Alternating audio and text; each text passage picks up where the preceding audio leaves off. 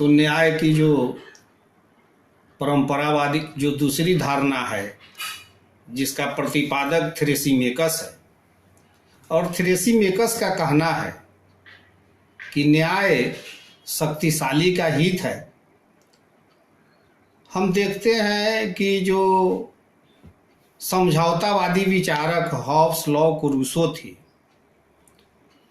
उन्होंने जो प्राकृतिक अवस्था का वर्णन किया उसमें मत्स्य न्याय का वर्णन किया था, और मत्स्य न्याय के अंतर्गत उन्होंने कहा कि न्याय जो है, मत्स्य न्याय के अंतर्गत क्या था, माइट इज राइट, जिसकी लाठी उसकी भैंस।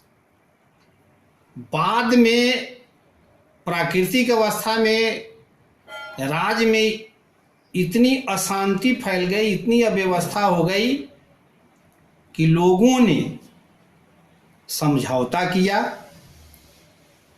और राज्य की शुरुआत की गई, शासन व्यवस्था की शुरुआत की गई। तो थ्रेसीमेकस का भी कहना है कि राज्य में न्याय शक्तिशाली का हित है, शक्तिशाली की ही भलाई होती है। और उसने दूसरी बात कही है कि अन्याय जो है न्याय की अपेक्षा श्रेष्ठकर है। उसने तर्क दिया है कि छोटी छोटी चोरी करने वाले लोग चोर और डाकू कहलाते हैं, पकड़े जाने पर उनको सजा मिलती है।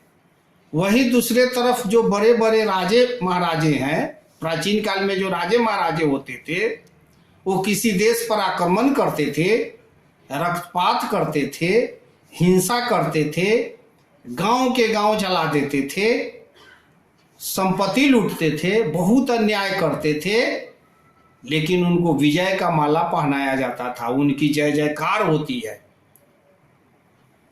थ्रेसीमेकस का यह भी कहना है कि जो अन्यायी है वो जो होते हैं वो बड़ा सुखी होते हैं। तो प्लेटो कहता है, इस मत का खंडन करता है कि अन्यायी को भौतिक सुख मिलता है, वह कुछ समय के लिए प्रसन्न रह सकता है।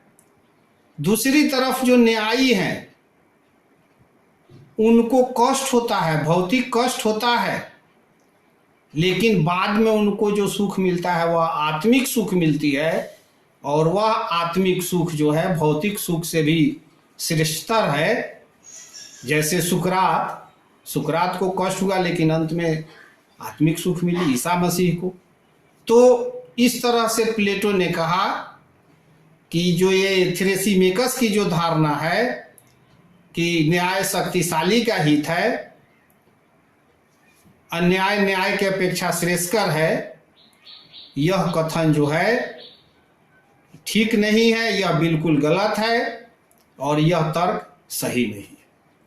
तीसरी जो विचारधारा है वह व्यवहारवादी विचारधारा है, और उसके प्रतिपादक जो है ग्लाउकन है।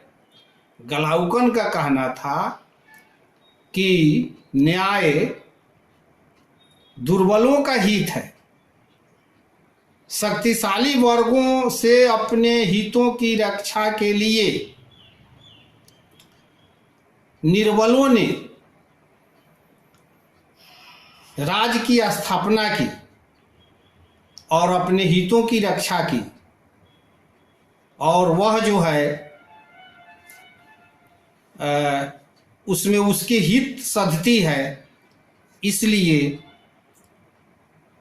न्याय में दुर्बलों का हित सधता है, अतः न्याय जो है दुर्बलों का हित है। आज हम इतना ही पर इस वर्ग को समाप्त करते हैं, फिर कल मिलेंगे और इसी विषय पर हम आगे चर्चा करेंगे। धन्यवाद।